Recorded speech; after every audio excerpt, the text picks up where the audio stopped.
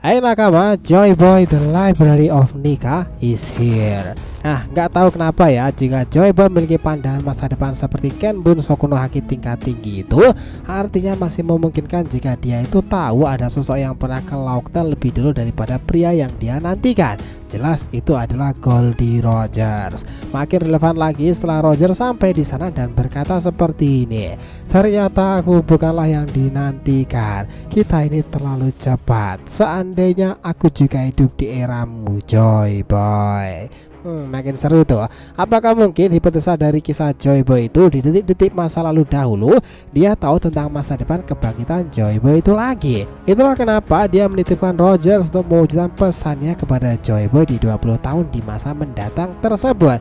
Tetapi Roger juga tahu batasannya, makanya dia langsung mempercayakan seseorang yang pas di masa depan, Akagami no Sang. Wah, ini seru tuh. Langsung aja kita kupas lebih dalam part ketiganya ini ya. Nah, sebelum itu karena ini berkelanjutan, tonton video part sebelumnya ya. Jika sudah, mari kita bersiap masuk ke dalamnya.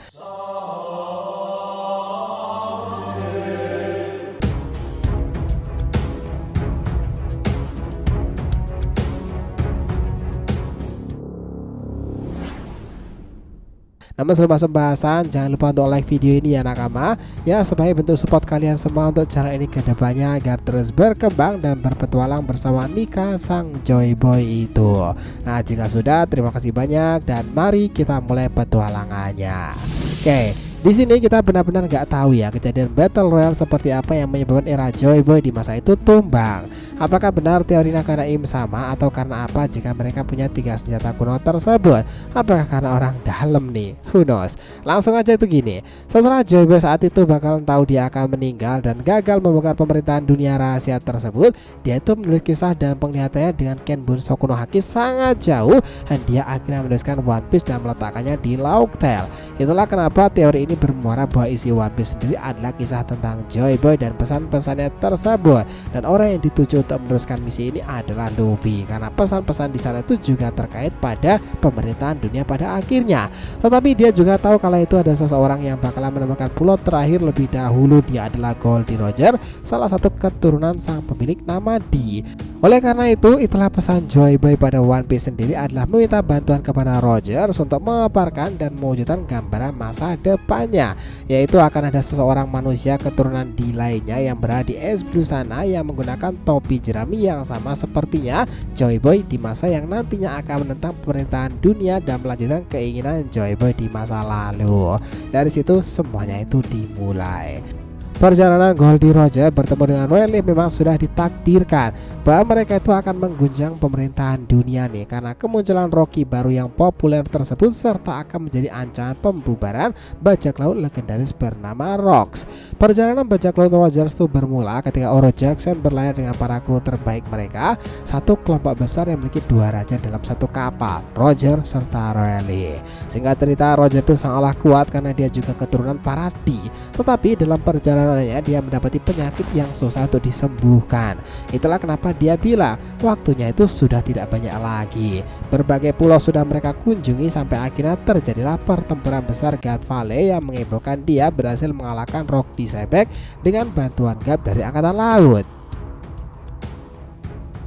Mulai saat itu namanya melambung tinggi nih karena mengalahkan seorang monster yang legendaris. Dia akhirnya pergi meninggalkan pulau tersebut dengan membawa sejumlah harta karun. Satu di antara harta karun tersebut ada yang bikin heboh mereka karena mereka mendapatkan kejutan satu orang bocah yang ternyata disimpan dalam harta itu. Orang tersebut diketahui adalah bocil berambut merah yang nantinya dikenal sebagai Akagami Sang.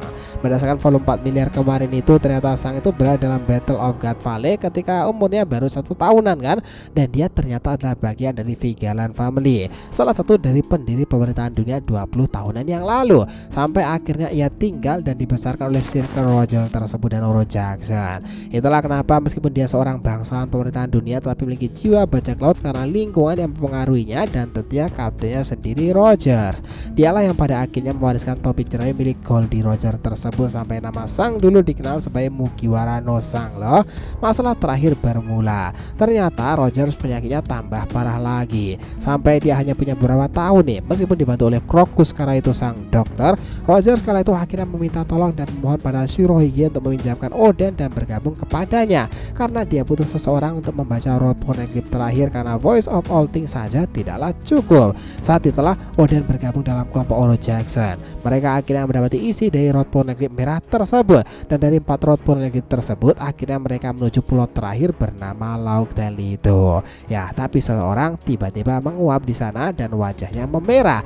Ya, bagi Jiro dia terkena demam yang menyebabkannya tidak mungkin ikut serta ke Laughdale, meskipun dia ingin sekali dan mohon-mohon kepada kaptennya tersebut. Sampai akhirnya dengan bijak sang sendiri turun dan akan merawat Bagi sampai sembuh. Dia bahkan bilang dia dan para kru bajak lautnya sendiri di masa depan akan mengunjungi Laughdale kembali. Dan di saat itulah Roger sepertinya tersentuh hatinya oleh seseorang yang dianggap putranya tersebut dan bangga terhadap sang. Mereka berdua turun dari Oro Jackson menuju pulau terakhir. Sampai terdengar kabar akhirnya secara final Roger dan para krunya berhasil mendapatkan One Piece dan tahu isi tentang One Piece itu sendiri. Mereka benar-benar mengguncang pemerintahan dunia loh. Semua perkataan awal setelah pertemuan Roger dan juga Rayleigh bahwa pertemuan dengan Rayleigh sudah ditakdirkan dan kita berdua akan memimpin untuk mengguncangkan orang-orang sombong itu, pemerintahan dunia. Kau tahu Rayleigh, itulah yang mereka bicarakan. Tetapi masalah tak berhenti sampai di situ nakama.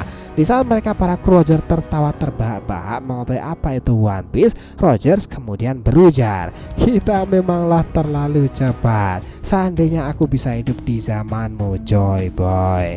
Dan mulai dari sini pulau ini aku namai sebagai Laughdale. Ya, cerita tawa Laughdale. Dan Joy Boy sendiri sama-sama mengandung unsur kegembiraan serta tawa ya. Kira-kira apakah ada plot twist di sana nanti? Tapi sebenarnya inilah as buat Roger sendiri loh teman-teman, bahwa bukan mereka yang ditunggu oleh seseorang, tetapi orang itu ada di 20 tahun di masa depan.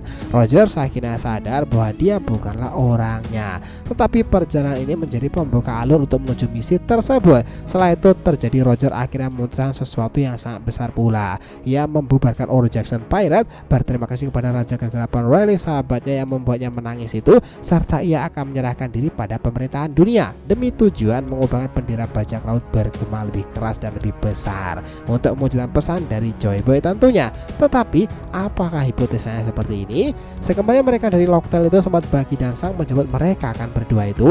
Namun ada momen ketika Rogers memberitahukan dan kepada Sang menangis tiada henti di dekapan kaptennya itu loh. Apakah memang benar jika hipotesisnya itu seperti ini? Pesan Joy Boy pada One Piece sendiri adalah meminta bantuan Rogers untuk mewujudkan gambaran masa depannya, yaitu akan ada manusia dari keturunan Didi S Blue sana yang bertopi jerami sama seperti Joy Boy nantinya dan akan menentang dunia. Untuk melanjutkan misi dari Joy Boy, setelah Roger tahu kondisi visinya saat itu, ia mengambil langkah terakhir untuk ikut serta mensukseskan misi tersebut dan melancarkan pesan dari Joy Boy. Setelah itu Sang menanyakan beberapa hal kepada kapten itu, tetapi dia malah menangis dalam dekapan Roger. Namun masalah terjadi jika Roger tidak bisa melakukan pesan Joy Boy itu karena umurnya terbatas, dia belum mampu. Lalu kemungkinan Sang bertanya seperti ini, "Apakah kau berhasil mewujudkan mimpimu kapten? Apakah kau mendapatkan One Piece itu sendiri?" Roger kemungkinan membalasnya, "Maaf Sang, aku tidak bisa mewujudkan mimpinya karena isi dari One Piece itu adalah mewujudkan pesan seseorang bernama Joy Boy." Dari sinilah kemungkinan dia juga bilang pada Sang jika ia akan menyerahkan diri ke pemerintahan dunia untuk dieksekusi demi mengobarkan era bajak laut dan mewujudkan tekad dari Joy Boy itu menyala. Dari sanalah Sang kemungkinan menangis dan mungkin pula Rogers juga menitipkan sesuatu pada Sang sendiri untuk membantu memenuhi pesan dari kaptennya tersebut atas nama bajak laut Rogers dan juga Oro Jackson. Tangisan Sang sendiri memiliki arti berbeda-beda kan? Ia akan kehilangan kaptennya tentunya, dan ia akan hidup demi memenuhi pesan kaptennya sekaligus orang yang seperti ayahnya sendiri dia anggap seperti itu. Nah, jika pesan Joy Boy tersebut minta Rogers untuk mewujudkan pesan bahwa bocah itu keturunan dari Ace Blue dan akan memiliki topi jerami pula, maka kemungkinan Sang juga dititipkan pesan seperti ini. Sang ya, sekitar 20 tahunan lagi dari sekarang ada bocah dari Ace Blue yang akan mengatakan bahwa dia akan menjadi raja bajak laut. Saat itulah berikan topi jerami ini kepadanya. Orang tersebutlah yang dinamakan oleh Joy Boy dan mampu membuka perantara untuk One Piece. Bantulah mewujudkan pesan ini. Wow, itu mind blowing sekali kan? Sekarang jika ditarik lagi itu cukup masuk akal lagi. Kenapa Husu kala itu heran seorang seperti sang menjarah mereka dan mengambil gomu-gomu yang hanya karet itu? Apakah sang sudah mengira jika itu bukanlah buah iblis biasa? 25 tahunan kemudian buah iblis itu ternyata memang bukan gomu-gomu melainkan Hito-Hitonomi. Nah itu makin tambah menarik lagi kan. One Piece 1029 kali itu juga sempat penggambaran Road to Red Movie Uta. Kita juga diperlihatkan gerak-gerik sang sepertinya juga tahu kan seperti apa gomu-gomu itu, bahkan dia juga tersenyum kecil melihatnya.